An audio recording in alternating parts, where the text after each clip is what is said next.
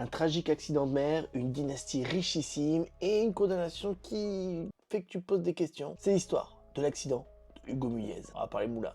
Hugo Muliez, qui est le petit-fils du fondateur d'Auchan, a été condamné pour 6 ans de prison avec sursis pour la mort de 2 pêcheurs et une personne qui est dans un cas très très grave encore actuellement. Ça se passe en Grèce, il y a eu des morts, mais lui il est libre, tranquillos, coolos. On va parler de ça. Bon, l'effet de l'accident, c'est en 2019. Hugo Muliez conduit un hors-bord ultra puissant avec 2 moteurs de 350. Selon les enquêteurs, il navigue à 55 km/h sur l'eau, c'est fou, c'est très vite. Moi, quand je nage, je suis à 2 km/h. Le truc, c'est qu'il roule vite, mais dans un endroit où il y a plein de gens. Enfin, c'est un peu comme si tu roules à 130 en plein milieu du centre-ville.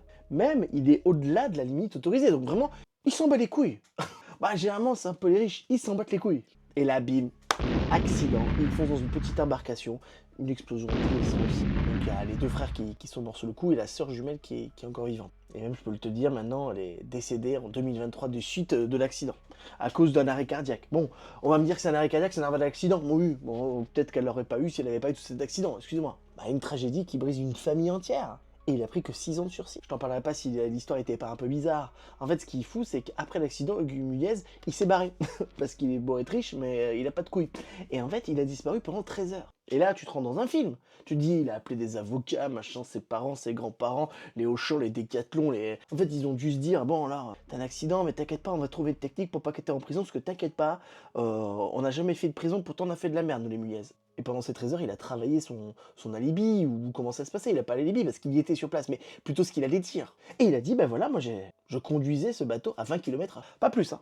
Pas 1 kilomètre de plus. Pourtant, les témoins, les experts contredisent ce qu'il dit, mais il s'en bat les couilles, Muliez. Quand t'es riche, tu t'en bats les couilles. Et donc voilà, premier jugement, 2023, Hugo Muliez ne prend que 6 ans avec sursis, même pas une petite pichenette sur les doigts, même pas des travaux d'intérêt généraux. Et tout le monde est surpris parce que c'est quand même grave, tu vois, il y a quand même des morts, il y a quand même un accident grave, on voit que c'est lui, mais la justice a fait non, non, c'est bon, il n'y a rien, non, non, non. Je ne suis pas avocat, je ne suis pas juge, bien entendu, je respecte la justice.